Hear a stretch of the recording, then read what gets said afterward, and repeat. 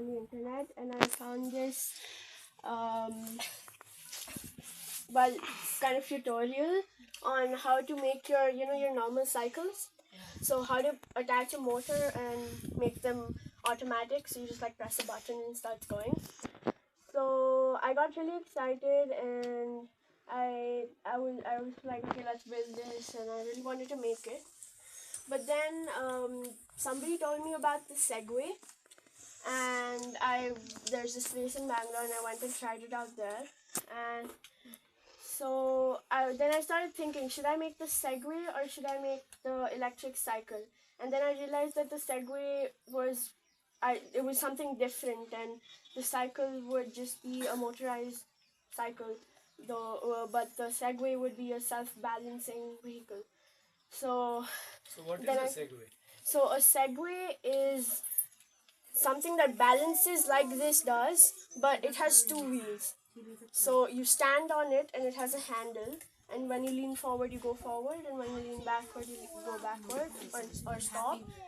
And But because it has two side wheels, you don't have to balance sideways. It cannot fall sideways. so Segway is the model. It's it's a company that company. makes that. So I decided I'm gonna make that, and we actually started. I started planning on deciding what to get and stuff. And again, I was browsing and I found this, which is the unicycle, but it's a self-balancing one, not a normal unicycle where you could pedal. So I got really excited. Okay, whoa, okay, this is gonna be one that's gonna be cheaper. The Segway was gonna be pretty expensive to make. So this was gonna be cheaper, and I thought it looked cooler because you could like just hold it and go anywhere. Like, let's say you go to on a train, you can just hold it and get on. You can't lift a Segway. This you could just like lift it and take it. So I thought this was way better. So we started making this, and so the first thing, actually this took a year to make, and for the first about 3 to 4 months, I was just designing things like how much torque would it, do you guys know what torque is, or should I explain that too? Okay. So torque is basically how much power it needs to turn the wheel and move you. So how much power it has to move you.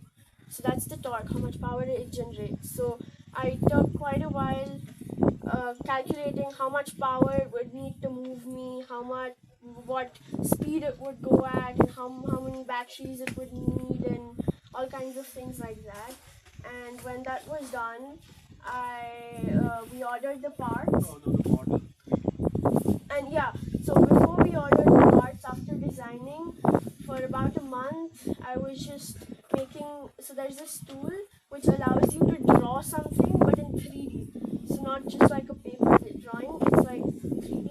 And so I spent quite a while making this on that, and like writing the dimensions and how tall it would be, how wide it would be, what the wheel size would be, and stuff like that. And finally, after lots of thinking and changing of design, like before, we thought that I'll attach a seat here and you could sit on it and ride. But then I decided that lots of people had made the seat one, and I saw this kind of a one online where you don't have to sit, you just stand and go. So I thought that would be more challenging to make than just putting a seat. So I decided, let's make that. And so after lots of discussions and changing of design and stuff, after making the 3D model, we started ordering the parts. Like first we got the motor, and then like this. So then I'll have to explain what this circuit inside does. And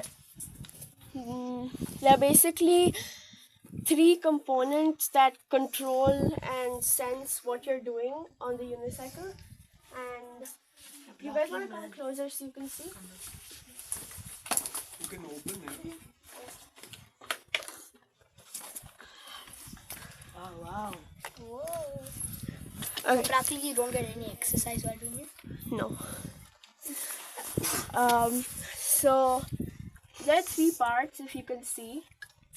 There are three circuits, and so that's actually the brain. It's the computer, and it's called an Arduino. I don't know if any of you've heard of it. Yeah. So it's what controls the whole thing, and what it does is this little thing over here is the gyro, and that's what detects whether I'm leaning forward or leaning backward or what.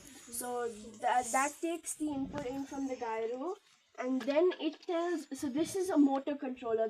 This is what controls the motor, because the Arduino can't directly talk to the motor and tell it where to go forward, backward, what speed and stuff like that. So this is what the motor does. So the Arduino tells the motor controller what to do depending on what the gyro tells it, and that's how the motor turns. And so if you lean more, the motor spins faster. If you lean backwards, it stops and then starts going backward. So that's what these three things do. So we ordered this, then we ordered the motor, and then the batteries. So And- how does the computer know what to do? So the USB you can open it. Yeah, so this is a USB.